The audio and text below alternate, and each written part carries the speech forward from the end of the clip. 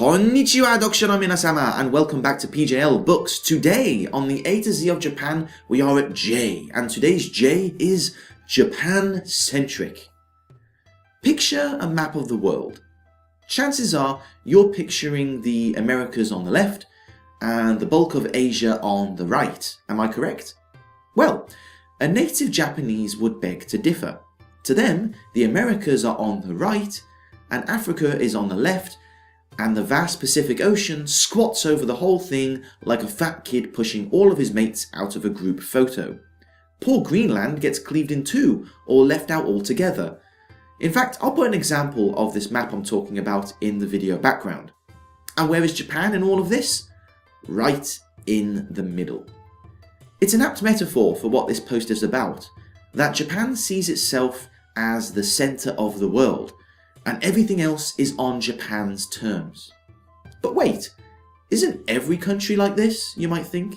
Doesn't every country see itself as being the most important? When there is a major international incident with casualties from all nationalities, Japan sure isn't the only country to push its own fallen men and women into their headlines. But it's to the extent with which Japan plays that Japan-centric world map that sets it apart, I think. International incidents are one thing, but the Japanese news reports on every tiny drop of contribution their citizens make at the expense of everything else. For example, number 1.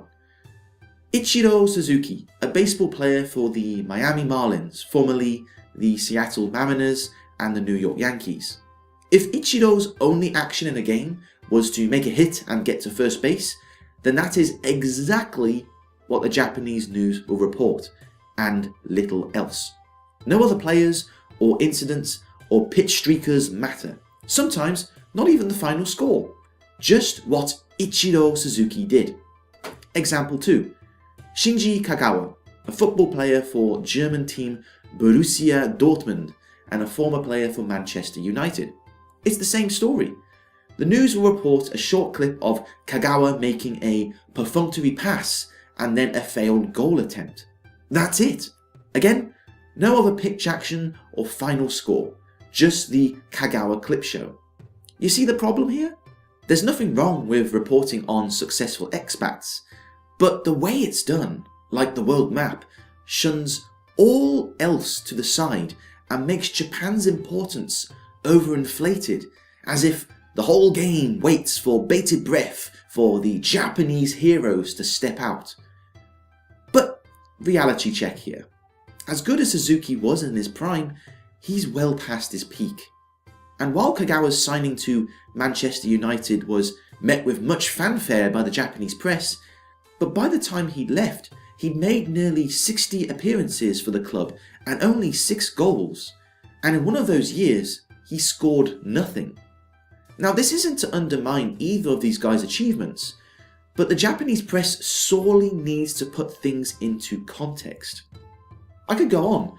When the movie Inception was released here, a big deal was made of the fact that Ken Watanabe had a supporting role and a short segment of the film was actually in Japan.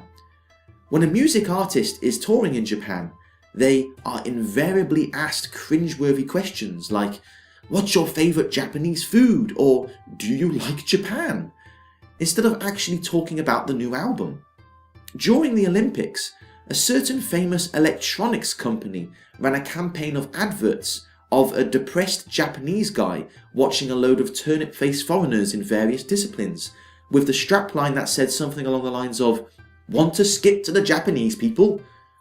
Look, the world is getting smaller, and Japan, a country that has existed in isolation for so long, is still learning its role in the global village. Again, Japan is not the only country to think it is the life of the party, and recognising the achievements of their jet-setting Japs is at least better than pretending they didn't exist, definitely. But it needs to recognise the effect it has as part of the world, not on the world. Besides, that map is but ugly. Sorry Japan, I had to say it. And that's it for today's A to Z of Japan. Thank you very much for listening, readers.